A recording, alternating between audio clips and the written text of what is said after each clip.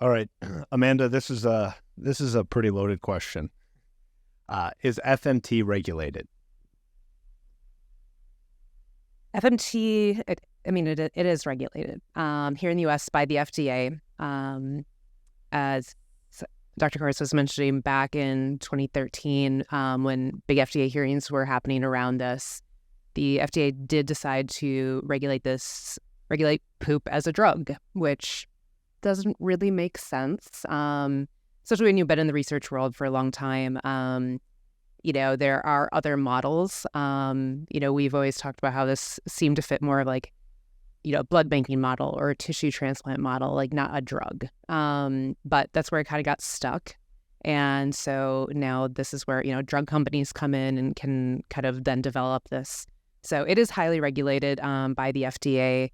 I work with them quite intimately, more than I probably want to sometimes, but I've gotten to know the FDA quite well through this process.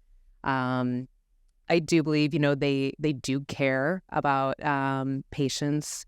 I file and work with a lot of individual access treatments that we do for different diseases. Primarily, I work with autism, and I've gotten responses from FDA reviewers that wish, these children well, these adults well with autism, and really hope that it's going to do something. So I know it's really easy to look at the FDA and just think they're some big evil government entity, and they have their problems, but I do think there's some really great people there as well. And then as for other ways it's regulated, I know Alex can speak to how it's regulated in different parts of the world, unlike in the U.S.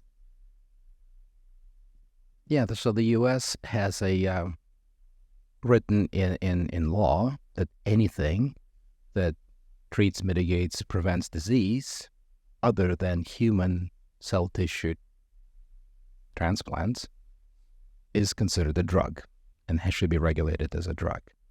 So the key word that the FDA focused in is human. This is not human tissue, therefore it's a drug. So for a couple of years, I was writing angry editorials on the topic that, well, these are human microbes. They've co-evolved with the human hosts. They're not mouse microbes, they're human microbes.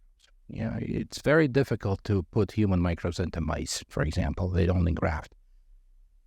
There's been millions of years of coevolution there. Anyway, they didn't care about my editorials. It's a drug. There's different ways to formulate this, so maybe it actually does make sense.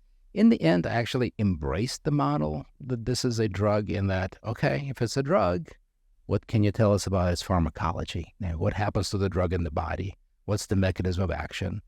Somehow the FDA has ignored all that. And they just focused in, let's regulate it as a drug. And they regulate what happens in the lab, which is fine. In 2013, they said that, well, we understand it has transplant-like qualities, and we know how to regulate transplants too.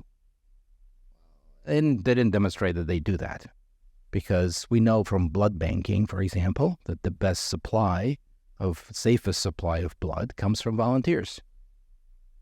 They completely ignored it here. So the commercial company that is now commercialized this uses paid donors. We see advertisements actually in our Twin Cities, in bars, in Gopher Stadium, looking for anybody that will sell some poop for money.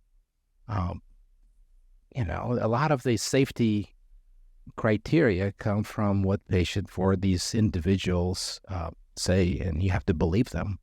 So in our program, we follow the same pharmaceutical standards in the lab, but we do use volunteer donors, and we have relationships that develop with them over years.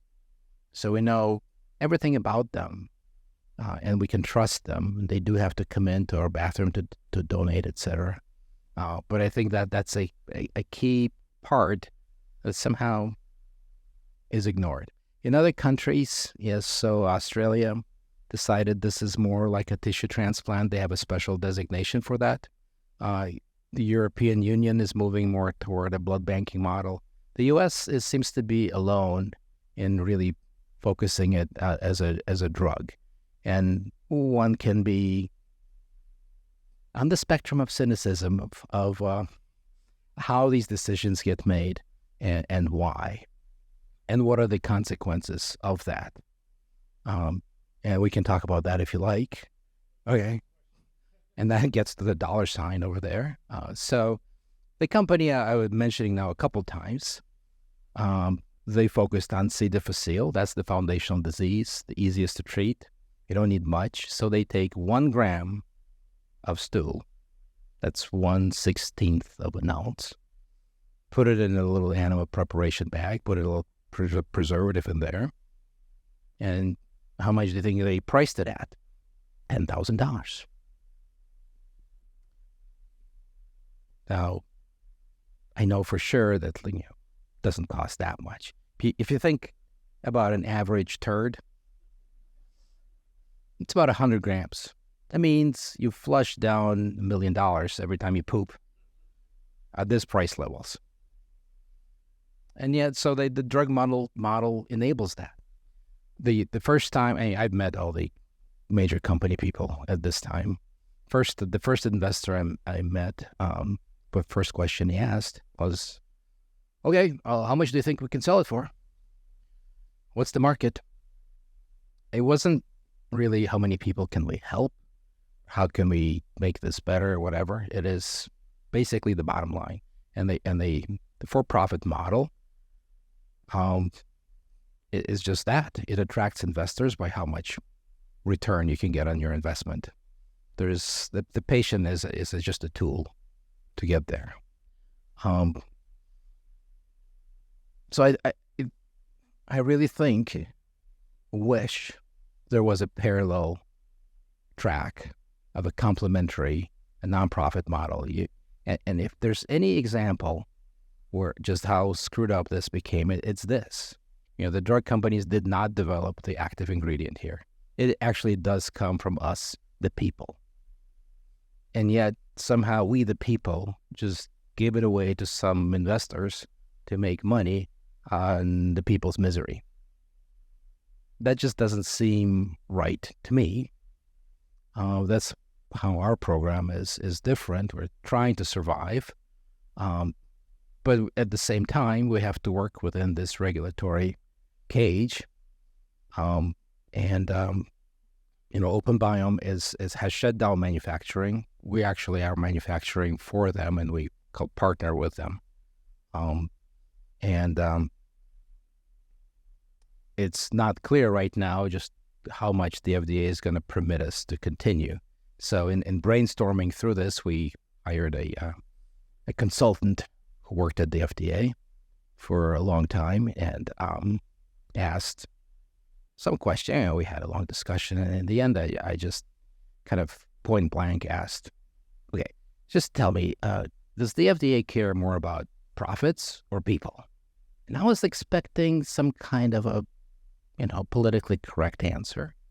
No, he doesn't skip a beat. He just says, one of the missions of the FDA is to protect the interests of commercial developers. Like, oh, actually, I read the mission statement later. It doesn't say anything about that. It says safety and efficacy. This is an invented mission. And another person asked, so how much influence do you think the industry has over the FDA decisions? Once again, he doesn't skip a beat and says, a lot. That is the other side of the regulation that exists. It's not just these products. It is escalating healthcare costs. It's why the drugs are so expensive. It is because they can, and they work together with the regulators. And today, the guy is in industry. He's no longer at the FDA, but he knows all the insides, and that's how it works through the revolving door. Somehow we have to find a better way. I think what we're doing is that way, even though it's a little seedling, but we've made the huge difference on the ground. I've been able to treat over 1,000 people myself with C. diff, and we didn't charge them a penny. I would say, for me as a physician, you couldn't pay me enough to get that kind of reward. I think ACT feels part of it, part of that mission, part of the high of what it's like to help people. And people are more important than profits.